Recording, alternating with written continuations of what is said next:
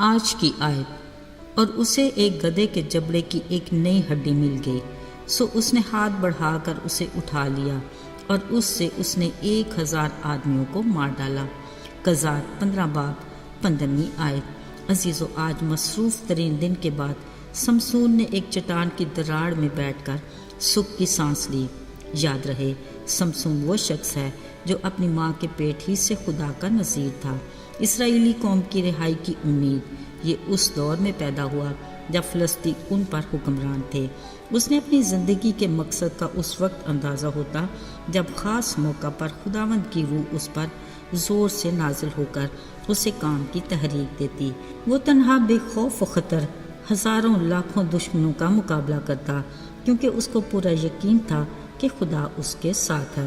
قادر مطلق خدا اپنے عجیب کاموں اور کرشموں کو ظاہر کر کے فلسطینیوں سے اپنی قوم کی رہائی دلانا چاہتا تھا، تاکہ وہ جان جائیں کہ میں کون ہوں۔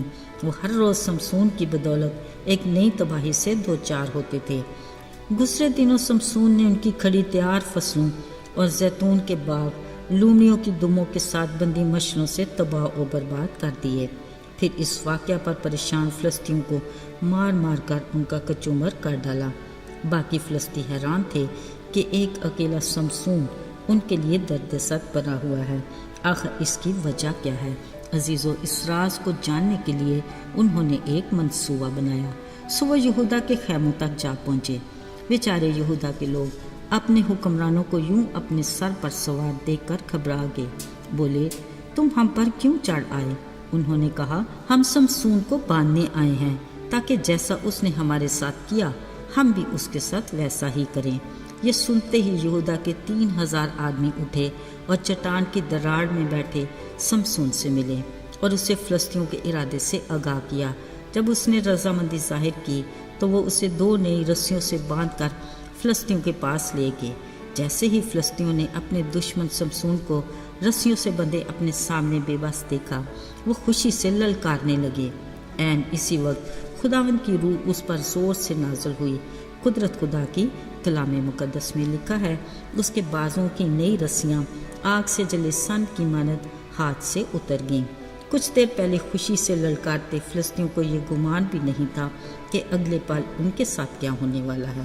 اچانک سمسون کی نگاہ گدھے کے جبڑے کی نئی ہڈی پر پڑی۔ اس نے ہاتھ بڑھا کر اسے اٹھایا، پھر اسی سے 1000 فلسطینیوں کو مار ڈالا۔ عزیزو، ذرا سوچئے، کیا یہ انہونی نہیں تھی جو اس نے کر ڈالی؟ عام حالات میں کیا یہ ممکن ہے کہ محض گدھے کے جبڑے کی ایک ہڈی سے 1000 لوگوں کا ڈھیر لگ جائے؟ مگر یہ سمسون کے لیے اس لیے ممکن تھا کیونکہ خدا اس کے ساتھ تھا۔ عزیزو، اپنے دشمنوں پر اتنی بڑی فتح کے بعد آخر کو اسے پیاس لگی۔ آس پاس دیکھنے کے بعد اس نے خدا سے کہا، تو نے اپنے بندہ کے ہاتھ سے اتنا بڑا کام کرایا، کیا اب میں پیاس کی وجہ سے ان نامختونوں کے ہاتھ میں پڑوں؟ ہاں، شاید تھکے ماندے سمسون کا اپنے خدا سے یہ شکوہ بنتا ہی تھا، مگر یقیناً خدا اپنے بندے کی ضرورت سے واقف تھا۔ وہ خدا جو عجیب کاموں سے دشمن پر اپنی قدرت کو ظاہر کر سکتا تھا، وہی خدا اپنے بندے کے لیے بھی عجیب کام کر کے ثابت کرتا کہ وہ اس کے ساتھ ہے۔ سو اس نے اسی جگہ ایک گڑھے کو چاک کر کے پانی نکالا۔ سمسون نے پیا تو اس کی جان میں جان آئی اور وہ تازہ دم ہو گیا۔ عزیزو، کلام مقدس کے مطابق روئے زمین پر آج تک یہ جگہ موجود ہے تاکہ ثبوت ہو کہ قادر مطلق خدا بیابانوں میں راستہ بناتا اور ریگستانوں میں ندیاں جاری کرنے کی قدرت رکھتا ہے۔ ہمارا خدا ناممکنات کا خدا ہے، اس کی نگاہ ہر بشر پر ہے، اس کے لیے کچھ بھی کام دشوار نہیں، بشرطے ہمارا یقین اور بھروسہ اس پر ہو۔ میرے عزیزو، یقین کیجئے اور بھروسہ رکھیے، ہمارا آسمانی باپ، ہمارا خدا آج بھی ہمارے لیے عجیب کام کرنے کی قدرت رکھتا ہے۔ وہ یہوہ یری ہے، مہیا کرتا ہے، وہ ایسے راستے اور ذریعے بناتے ہیں جس کے بارے میں ہماری سوچ کی رسائی بھی نہیں۔ یقیناً ہم میں سے بہت سوں کو اپنی زندگی میں اس کے ایسے کاموں کا تجربہ ہوگا جو ہمارے لیے ناممکن تھے۔ عزیزو، شاید ہم اس کے معجزات اور قدرت کے کرشمے یا کسی ناممکن بات کو اپنی روزمرہ زندگی میں معمول سمجھ کر درگزر کرتے ہیں۔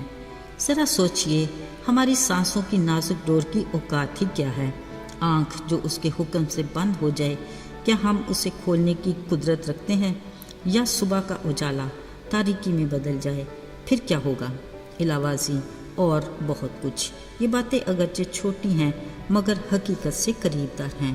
یاد رہے، اس خالق کے لیے کوئی چیز ایسی نہیں جو ناممکن ہو، یا کچھ ایسا نہیں جو ممکن نہ ہو سکے، مگر شکر اس خدا کا جو اپنی مخلوق کا خیال رکھتا اور فکر کرتا ہے اور ہر روز ہمارا بوجھ اٹھاتا ہے۔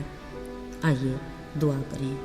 کارخانہ قدرت کے خالق اور مالک، ہم تیری عظمت اور قدرت کو دل سے تسلیم کرتے ہیں اور اپنی کمزوریوں کا اقرار کرتے ہیں کہ ہم اکثر تیری دی ہوئی آزاد مرضی کے حق کو ناجائز استعمال کرتے ہیں۔ ہماری فطرت کی غیر ضروری عادات کو اپنے نام کی قدرت سے نکال باہر پھینک اور اپنی مرضی سے ہمیں جینا سکھا۔ یسوع کے مبارک اور جلالی نام میں مانگتے ہیں، آمین۔